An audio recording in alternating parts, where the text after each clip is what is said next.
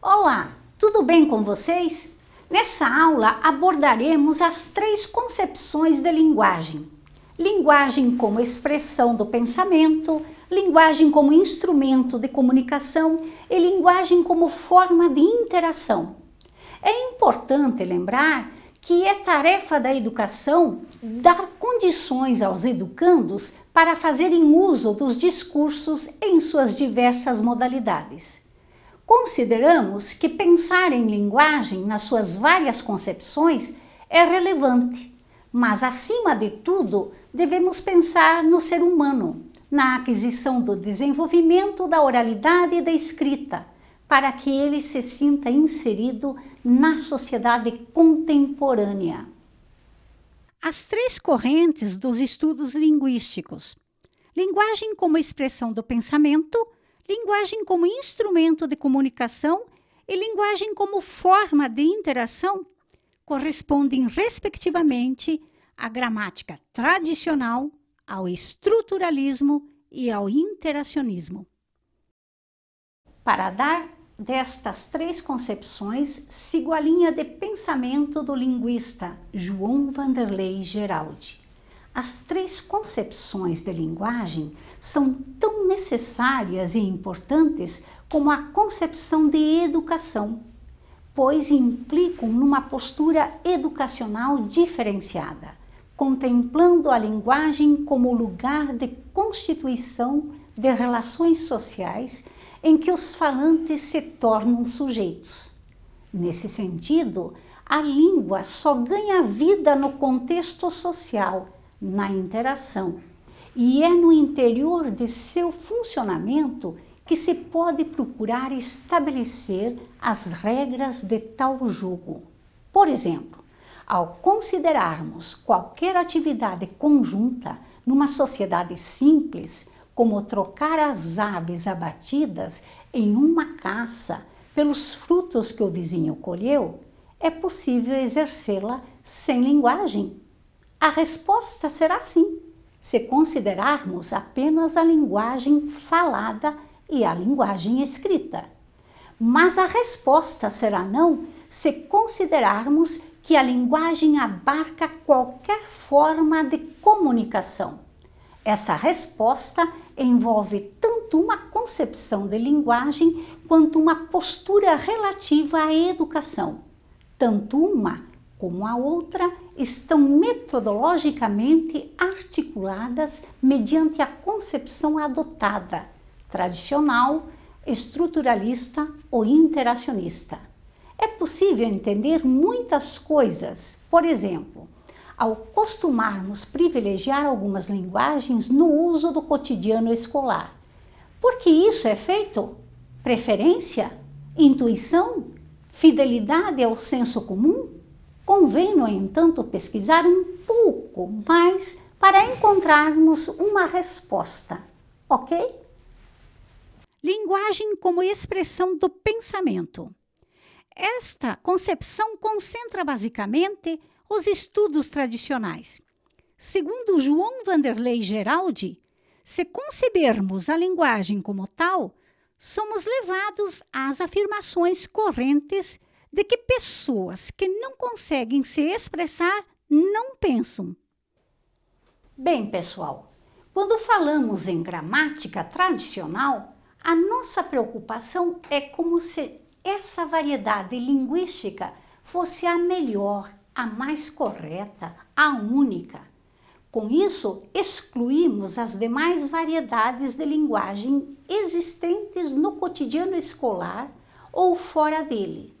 Na gramática tradicional, costumamos endeusar as regras a serem seguidas, em que o conceito de certo e errado é salientado, contemplando assim a língua não como um meio de interação, mas como um conjunto de coisas certas e erradas.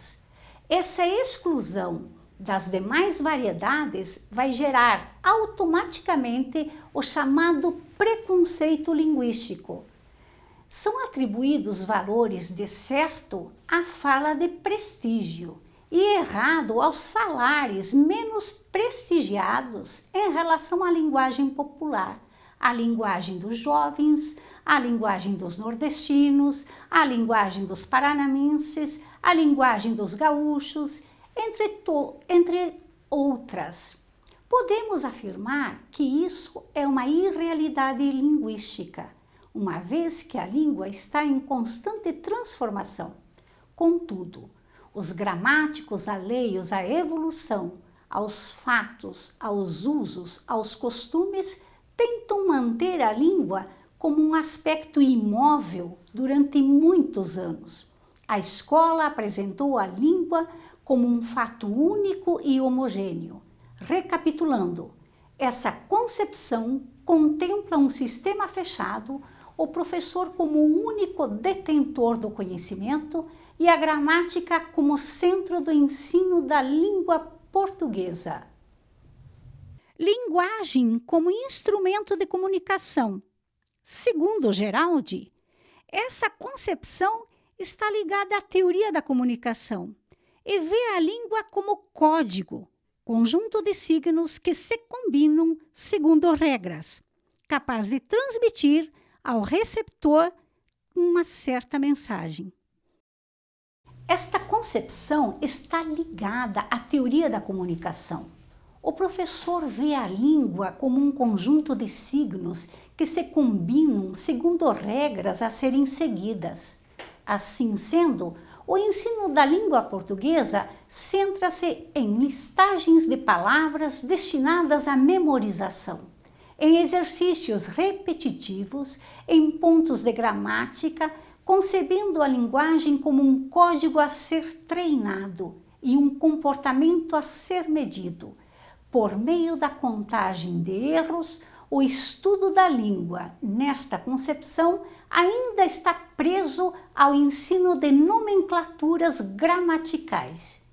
Embora a leitura e a produção textual comecem a ganhar certo destaque na escola, ao lado dos elementos da teoria da comunicação. Com isso, não se quer dizer que a língua não seja instrumento de comunicação, mas, obviamente, não se resume só a isso. Ela é vista como um código capaz de transmitir uma mensagem, informações de um emissor para um receptor. Linguagem como forma de interação. Para Geraldi, mais do que possibilitar uma transmissão de informações de um emissor a um receptor, a linguagem é vista como um lugar de interação humana. Através dela, o sujeito que fala pratica ações que não conseguiria praticar a não ser falando. Com ela, o falante age sobre o ouvinte, constituindo compromissos e vínculos que não pré-existiam antes da fala. Nesta concepção, a linguagem é vista como forma de interação em que o sujeito faz ao utilizar a língua. Não é somente traduzir um pensamento ou transmitir informações ao outro, mas sim realizar ações, agir, atuar sobre o interlocutor. O objetivo aqui é que o aluno domine e use adequadamente a linguagem nas mais diversas situações, ou seja, tanto na modalidade escrita quanto na modalidade oral. É importante lembrar que, para isso, não basta apenas o domínio da gramática normativa e das convenções ortográficas. É necessário contemplar a linguagem enquanto uso efetivo em situações cotidianas e reais, e não apenas em simulações de exercícios escolares. Assim, é importante perceber a linguagem como forma de interação social. Na perspectiva interacionista, considera-se que a linguagem é um trabalho social e histórico, no qual as pessoas se constituem. E na constituição da linguagem, os discursos operam com recursos linguísticos e da situação sempre retornando experiências anteriores. Sendo assim, assume-se o pressuposto de que as relações entre mundo e linguagem são convencionais, nascem da procura e necessidade das sociedades, dos seus grupos sociais e das transformações pelas quais elas passam. Daí a necessidade de conhecimentos elaborados por formas de linguagem e atividades coletivas em que os sujeitos da prática mediam situações interativas com sujeitos participantes. É muito importante oferecer a contextualização de saberes para que haja uma significação de sentidos singulares para uma transformação histórica e social do estudante. Por outro lado, independentemente se o educando ingressará ou não no mundo do trabalho, a escola também deve oferecer a literatura para que o aluno se forme literariamente, situando-se em tempos e espaços próximos da sociedade ou de grupos de intelectuais. Esse contato com textos temáticos paralelos e ou individualizados de autores de literatura brasileira e estrangeira fará com que esse leitor torne-se um leitor crítico que se apropria efetivamente das variadas modalidades de linguagens, sendo elas estéticas ou não. Retomando as 3 concepções de linguagem. A primeira concepção aponta que a linguagem é a expressão ou representação do pensamento, isto é, quando ela é considerada na perspectiva tradicional da linguística. A segunda concepção aponta que a linguagem é exterior ao sujeito, está no mundo e é utilizada como instrumento de comunicação. A terceira concepção, a linguagem seria uma forma, um lugar ou processo de interação e estaria fortemente ligada ao contexto, não tendo autonomia sem ele, também denominada de interacionista. Muito bem, pessoal. Para finalizar, vou ler uma mensagem para vocês refletirem. Vocês sabiam que a linguagem é como uma roupagem? Ora, nos vestimos de acordo com o ambiente que frequentamos. E assim deve ser com a linguagem. A usamos conforme o ambiente. Por exemplo, falamos de forma mais descontraída numa roda de amigos, na nossa casa, num ambiente mais formal, numa entrevista para emprego, por exemplo, procuramos falar de forma mais elegante, para impressionar e mostrar que dominamos a norma culta padrão para assumir o trabalho pretendido. Podemos afirmar que as palavras em situações diferentes adquirem significados diversos. Assim também, o significado de um texto, além de suas formas, está também no contexto, na situação de comunicação e na relação e na interação entre as pessoas. Enfim, a linguagem não é apenas comunicação ou suporte de pensamento. É principalmente interação entre as pessoas. A linguagem é uma produção social não inocente, nem neutra, nem natural. A linguagem é lugar de negociação de sentidos, de ideologia, de conflito e as condições de produção de um texto. Para quê? O que? Onde? Quem? Com quem? Quando? Como? Constituem seus sentidos, para além de sua matéria formal.